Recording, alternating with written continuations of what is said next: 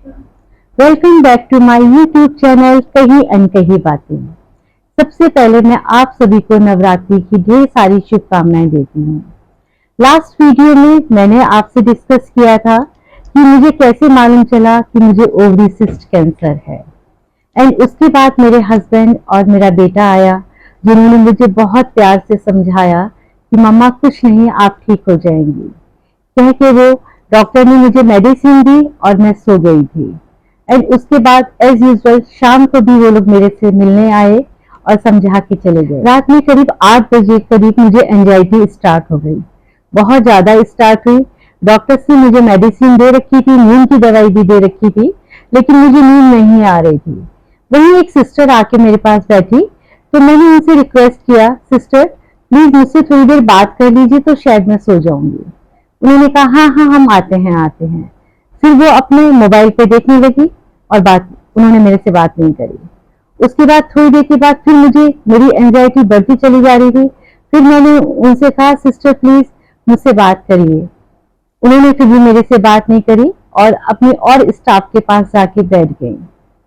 रात के करीब 2-2:30 बजे करीब एंजाइटी मेरी एक्सट्रीम पे पहुंच चुकी थी और मुझको ऐसा लग रहा था कि मैं अब गई अब गई अब गई। मैं भगवान से बार बार प्रे कर रही थी, प्लीज मुझे अभी मत जाने दीजिएगा, मुझे अपने बेटे से मिलना है, मुझे अपने हस्बैंड से मिलना है। जब मैंने बार बार डॉक्टर्स को आवाज लगाई, सिस्टर को आवाज लगाई, किसी ने नहीं सुना। मैं बहुत तेज चिल्लाई, please save my life, please save my life करके मैं चिल्ला के रोने लगी। इतने में वहां 2 अटेंडेंट थे बॉयज, वो दौड़ के आए। उन्होंने मेरे से पूछा क्या प्रॉब्लम है।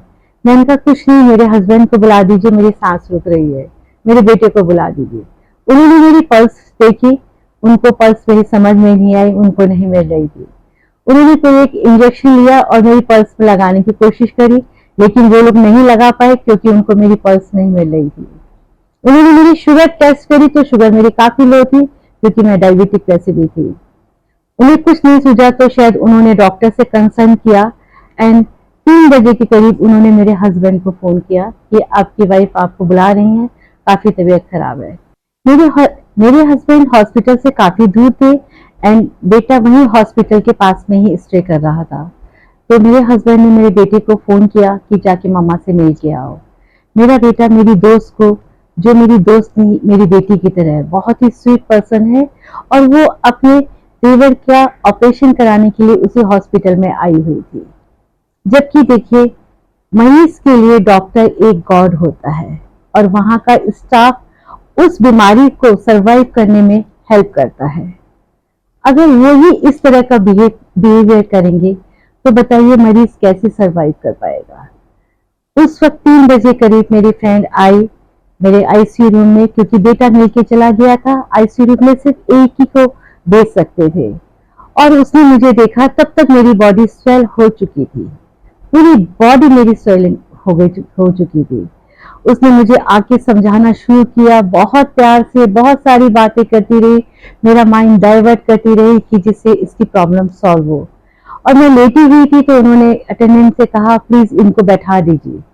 उन्होंने बैठा के मेरे पास 2-2.5 घंटा बैठी रही। जब मैं थोड़ा सा नॉर्मल हुई तो उन्होंने डॉक्टर से कहा कि अटेंडेंट से कहा कि इनको नींद का इंजेक्शन दे दीजिए जिससे सो जाएंगी। उन्होंने यही डॉक्टर से पूछ के किया और मैं सो गई। नेक्स्ट डे मॉर्निंग मुझे मालूम चला कि मुझे 1 नाइट और आईसीयू में रुकना है।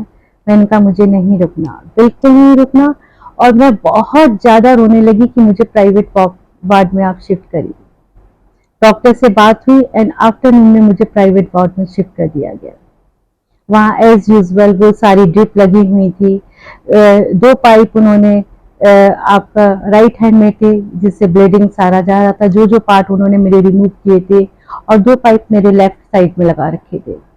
एज यूजुअल वहाँ मुझे 8 डेज रखा गया। 8 डेज में आपके राइट हैंड के दोनों पाइप निकाल दिए गए थे एंड लेफ्ट के एक निकाला था और एक नहीं निकाला था, यह निकालना भूल गए थे। लास्ट डे जब डॉक्टर्स को मालूम चला कि एक पाइप नहीं निकाला है तो वो बड़ी सरप्राइज हुई। उन्होंने सिस्टर से पूछा क्या हुआ, क्यों नहीं निकाला। उस वक्त सिस्टर को भी कोई आंसर नहीं सूझा, वो सिर्फ देखने लगी। लास्ट डे तक मेरा वो पाइप बिल्कुल स्किन के अंदर या उसमें जम चुका था। डॉक्टर ने निकालने की कोशिश करी, नहीं निकला था, नहीं निकला था। फिर लास्ट में उन्होंने क्या किया, रूम को बंद किया और उस पाइप को जिस ढंग से निकाला, मैं आपको एक्सप्लेन नहीं कर सकती, बिल्कुल नहीं कर सकती। इतना पेन था, इतना पेन था, मैं ऐसे चिल्ला रही थी और मैं कह रही थी डॉक्टर नहीं हो पाएगा, लेकिन उन्होंने ऐसे खींचा है कि मैं आपको बिल्कुल नहीं बता पाऊंगी कि कैसे खींच पाएगा। उसके बाद मैं आके वहां से डिस्चार्ज होके मैं अपने घर आ गई थी, क्योंकि मुझे न्यू ईयर अपने घर में मनाना था। उसके बाद मेरी 1.5 महीने के बाद 18 कीमो हुई। उस कीमो का सफर कैसे रहा, मैंने कैसे सरवाइव किया और उस कीमो से सरवाइव करने के लिए मैंने क्या चीज यूज करी जो कि पेनफुल मेरे लिए कम रहे, उन सब के बारे में मैं आपसे नेक्स्ट वीडियो में बताना चाहूंगी। और जिससे कि कुछ भी, जो भी इस प्रॉब्लम से सफर करते हैं, उन्हें निकलने में थोड़ी सी भी मदद मिल सके, तो मेरे लिए, मैं अपने आप को बहुत खुश नसीब समझूंगी। तो प्लीज आप लोग मेरी इस वीडियो को ज्यादा से ज्यादा शेयर करिए, लाइक करिए एंड सब्सक्राइब करिए। प्लीज मुझे सपोर्ट कीजिए और अपना प्यार दीजिए। Once again happy Navratri. Thank you so much.